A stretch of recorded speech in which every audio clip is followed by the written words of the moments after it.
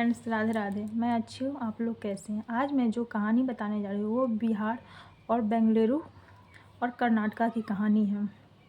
एक साधारण परिवार की लड़की पटना में, जिसके अच्छे खासे चलते हैं परिवार। उसके पापा को गवर्नमेंट जॉब रहता है और उसका एक भाई रहता है जो उसके पापा का ज़्यादा महीना नहीं रहता है, जो वेतन होता है वो नहीं रहता है। लेकिन उसके पापा का सपना रहता है कि मैं अपनी बेटी को बहुत अच्छे घराने में शादी करे और बहुत अमीर फैमिली में। उसके पापा रिश्ता देखते हैं, एक अच्छा खासा लड़का मिलता है और उसके छोटे परिवार रहते हैं। लड़का एक भाई रहता है, कोई बहन वहन नहीं रहती है। जब शादी ठीक होता है तो शुरू से ही लड़के वाले मुझे ये चाहिए, मैंने बेंगलुरु में एक फ्लैट लिया है अपने बेटे के लिए, मेरे बेटे के 1 लाख का सैलरी है, ये सब चीज़ करके बताते रहते हैं कि मुझे ये चाहिए वो चाहिए। मेरा बेटा शादी करने के लिए तैयार नहीं था, हम लोग ज़बरदस्ती करें, ऐसे करके बताते हैं। लड़की को ये सब चीज़ ठीक नहीं लगता है तो वो अपने पापा को बोलते हैं कि पापा शादी कैंसिल कर दीजिए, कि आपने पहले से ही इतना लोन ले रखा है कि फिर इतना पैसा कहाँ से आएगा, कि आप शादी कैंसिल कर दीजिए, कि हमको अच्छा नहीं लग रहा है। फिर भी ये सब बोलते नहीं, घर अच्छा है, और भाई भी कि नहीं नहीं अच्छा है, कोई अपना चाहता है कि मेरी बेटी अच्छे घर में जाए और सुख करे। लेकिन लड़के को शुरू से ही ये सब चीज़ पे डाउट हो रहा था। फिर लड़का को देखते लड़की को भी लगता है कि नहीं, मेरा भी ऐसे ही बहम होगा कि नहीं, घर अच्छा है। वो शादी के लिए रेडी हो जाती है और लड़का भी मना नहीं करता है। लड़का पहले से ही दूसरी लड़की को पसंद करता है जिसका नाम ललिता रहता है। वो कहता है कि कविता से हम, कविता नाम की लड़की है। लड़का जब शादी करके जाता है तो अपना पूरा फ्लैट घुमाता है और देखता है लड़की 1 सप्ताह अपने सास ससुर के साथ रहती है, उसके बाद वो अपने बाहर लेके जाता है वहाँ पे। तो पूरा रूम दिखाता है।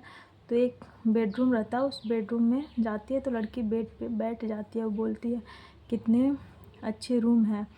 लड़का उसे बाँह पकड़ के खींच लेता है और बोलता है तुम्हारा हिम्मत क्या इससे हुआ कि तुम इस बेड पे बैठ गई। लड़की चुपचाप से सुन लेती है और बोलती है कि क्या हुआ, कि मैं तो कुछ की नहीं, मैं तो सिर्फ बेड पे बैठी हूँ। तो बोलता है कि मेरा इस बेड से पूरा कविता से रिलेटेड हर एक ये है, सब बताने लगता है। तो बोलता है कि जब मैं, लड़की बोलती है, जब मैं तुम्हें पसंद नहीं थी, तुम किसी और से प्यार करते थे, तो फिर तुमने मुझसे शादी क्यों की, मेरा ज़िंदगी क्यों बर्बाद किया। तो वो बोलता है कि मैंने नहीं की, मेरे माँ बाप ने। तो तुम भी तो उतना ही गलती किया कि तुमने उस लड़की से शादी कर, तुमने वो ये जो अभी हमको बता रहे हो ये चीज़ तुम हमको शादी से पहले भी बता सकते हो। लड़की ऐसा करके बताती थी कि तो मैं खुद मना कर देती, शादी के लिए तुम पर कोई उंगली भी नहीं उठाता। तो लड़का बोलता है कि नहीं, और उसके माँ बाप ने दहेज के लालच में शादी कर दिया। और लड़की को बार बार यही बोलता है कि तुम्हारे माँ बाप ने कुछ नहीं दिया, कि मेरे ये सपने थे वो सपने थे, मैं क्या सोच के लाई तुमको, ये सब चीज़ ताना मारते रहती थी रोज़। और लड़की हर एक रोज़ अपना हर एक बात डायरी में नोट करती थी। फिर लड़की ने अपने घर के लोग को बताया कि मेरे साथ ऐसे ऐसे हो रहे हैं। माँ बाप ने भी ये बोल दिया कि अब तुम्हारी शादी हो गई है, कि उसी घर में रहो, अच्छे से रहो, अच्छा फैमिली है, ये वो बोल के बता दी। फिर एक दिन लड़के बोलता है कि या तो तुम अपने मुझे छोड़ के चली जाओ, नहीं तो 3-4 महीना में मैं तुम्हें डिवोर्स दे के मैं कविता से शादी कर लूँगा। ये लड़की फिर अपने घर पे फ़ोन करती है और बोलती है कि ऐसे ऐसे रोहित बोल रहा था कि मैं किसी और से शादी करूँगा, कि तुम्हें डिवोर्स दे दूँगा 3 महीने बाद। फिर माँ बाप ने उतना बात को इग्नोर कर दिया, उतना ध्यान नहीं दिया। लड़की हर रोज़ अपना नोट करती थी। लड़की और किसी और रूम में सोती थी, लड़का किसी और रूम में, और उसका कविता से ऐसे ही चलते रहता था। शादी के 1 सप्ताह होते ही लड़का फिर गायब, मतलब 1 महीना 2 महीना करके ऐसे ही गायब रहता था। लड़की फिर अकेले रहती थी। एक दिन लड़की अपना पूरा हर एक बात डायरी में नोट करके, और वो लड़की अपना सुसाइड कर लेती है, पंखा में फांसी लगा के मर जाती है। फिर पुलिस आता है तो पुलिस बहुत छानबीन करती है।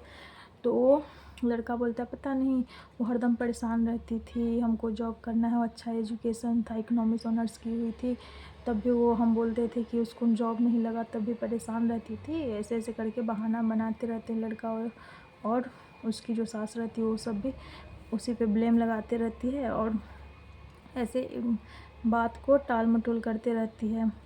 फिर पुलिस कहते हैं कि ऐसा नहीं है कि किसी को एक जॉब लगने की वजह से, शादी से पहले लड़की इतनी खुश थी और आते आते 6 महीना शादी का नहीं हुआ और लड़की फांसी एक जॉब की वजह से मर जाएगी, कि मामला यहाँ कुछ और है। फिर लड़की पुलिस जाते हैं लड़की वाले के यहाँ, तो वहाँ पे जाते हैं तो बहुत सारी बात का खुलासा होता है कि ऐसे ऐसे हुआ। वो फ़ोन करके बोल रही थी और डिवोर्स भी देने वाला था और लड़का किसी और से शादी करने वाला था। हम लोग इतने कर्ज में हो गए। तो अब पुलिस बताते हैं कि आप लोग की लापरवाही की वजह से आज एक लड़की, मासूम लड़की का जान चला गया। अगर आप लोग सही समय में स्टैंड लिए रहते तो आज ये नहीं होता और ये इतनी अच्छी लड़की आज फांसी लगा कर नहीं मरती, कि आप लोगों की लापरवाही की वजह से आज वो लड़की मर चुकी है। तो इसलिए अगर आपके भी लड़की के साथ या कोई दिक्कत हो रहा है तो आप लोग स्टैंड लीजिए, और या ज़्यादा हो रहा है तो आप अपनी लड़की को अपने घर ले आइए। आपकी लड़की कोई सामान नहीं है कि आप कहीं दे दिए तो फिर वहाँ पे आपको जाना नहीं है और जैसा है वैसे ही ज़िंदगी काटो। तो इसी वजह से लड़कियां मर रही हैं। तो इस सब चीज़ से आप सतर्क रहें। अगर आपको कोई चीज़ का पता चल रहा है या आपको डाउट हो रहा है तो शादी तोड़ लीजिए। अपने नाम और शोहरत के चक्कर में किसी का ज़िंदगी नहीं बर्बाद करना चाहिए। और लोग ऐसे ही हैं, आपको दो हंसेंगे और उन्हीं के घर में खुद हो जाए तो वो अपना कुछ नहीं, चल जो होना था हो गया।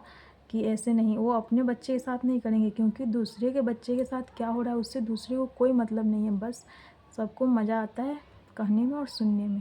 तो इतना इज्जत और प्रतिष्ठा नहीं देखना चाहिए कि उसके वजह से किसी की जान चल जाए।